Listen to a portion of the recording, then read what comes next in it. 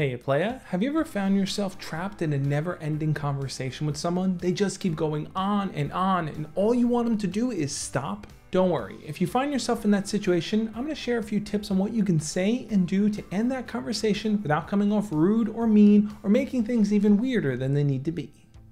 Sometimes you may find yourself caught up in a conversation with someone going on much longer than you anticipated. Maybe someone that has a crush on you approached you and just started talking your ear off. Or maybe you're around a relative and they just keep going on and on about all the things that you should be doing and all the things that you're not doing right, all the things that your cousins are doing right. You know how it is. And finding that opening where you can interject and say, yeah, I gotta go, can feel near impossible. You won't believe what happened to me the other day. I had a dream that a hamburger was eating me. I was just lying in bed thinking about what I should eat, and a hamburger walks in and starts eating my feet. Well, what am I supposed to do? I just watched him while he did it. And I thought to myself, am I thirsty? Should I get a drink? This guy just shut up. Oh my God, he never stops. Other times, you might feel pressured in a conversation, like people are giving you advice and telling you must do what they say when you don't really want to, but you don't want to come off kind of rude. So how do you handle those situations and walk away not looking like a bad guy? Tip number 1 is to respond with neutral statements. And it's not just a matter of saying one thing and letting it be. You might have to keep repeating neutral statements over and over until the conversation has no choice but to take a nosedive and go into something else. When people try to pressure you into doing something, what they're really looking for is confirmation of their own ideas. They're not really too concerned with whether or not you actually execute on them. They're more concerned with you validating the fact that they believe that they're right. So responding with a neutral statement is going to kind of meet that threshold while allowing you to easily escape. Dude, I told you what to do. Stop complaining and just go approach girls. Doesn't matter if you're nervous, just go do it anyway. Cool, man, thanks for the advice. I'll think about that and let you know. What do you mean you'll let me know? You're either gonna do it or you're not. Are you gonna take my advice or what? I think they're really good suggestions, but I gotta think about them some more. What is there to worry about? It's not scary or hard. Just do it, bro. What are you waiting for? I hear you on that. I'm gonna take some time though and think about it though. Okay, whatever.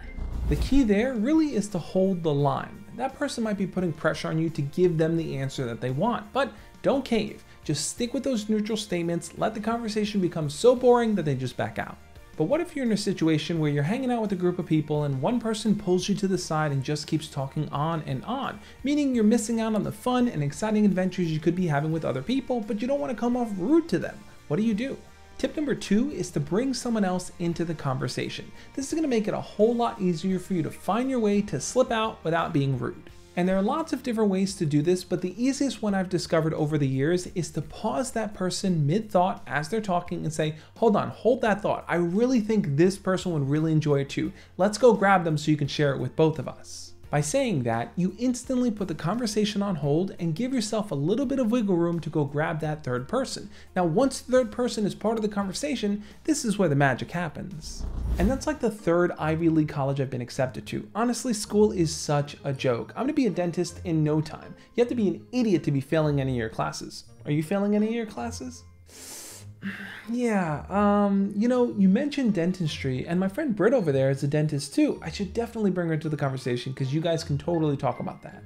Oh yeah, sure, bring her in, but I wanted to talk more about your grades. Hey Britt, come over here. Look, you guys will totally hit it off talking about dentistry. I know it. I gotta head out, but you guys should keep this conversation going. In a way, aren't you just pawning that person onto someone else? Yes, absolutely, but you're changing the whole dynamic of the conversation by adding that third person. Now there's another person who can ask questions, who could share stories, and who could change the conversation topic. Plus, if the first person was going to talk about something embarrassing to you, now they probably won't because that third person is there. This technique works extremely well when you're stuck in a conversation with a family member who's constantly comparing you to their kid and making you feel like crap because you don't measure up, or if you're stuck in a conversation with someone that's weird or creepy and you no longer want to be around them. Having that third person there allows you both to escape. But what if that person is just stubborn as hell and they keep talking and talking and talking and they just won't stop? Well, tip number 3 is to introduce a pattern break. A pattern break is going to be something small that you can interject. A smaller conversation that's going to throw them off guard, is going to allow you to talk about it for a while, and then hopefully they just won't get back to that original topic. What's really going to matter here is who is going to stand their ground longer for their question. That might mean talking over that person, just totally blowing past what they're saying, or even just raising your voice to get your question heard. Why haven't you found a job yet? What are you waiting for? Your cousins all have jobs and they graduated the same year as you. Are you just going to stay at home all day? Yeah, I know. You just reminded me though. Today's Wednesday, right? Isn't AEW on? Oh, is tonight Wednesday? Yeah, AEW should be on in a little bit. I do want to watch it, but I'm curious why you haven't got a job yet. What's the holdup? Yeah, but before I forget, CM Punk's supposed to be cutting a promo tonight, right? I can't wait to see who his first feud is going to be with. I know, I'm excited to see Bryan Danielson kick people's heads in too, but why haven't you got a job? Man, I love me some AEW. Let's get ready to go watch it. Oh, okay, let's just watch the show. That's what I thought. Pressuring me about a job I ain't ready for yet.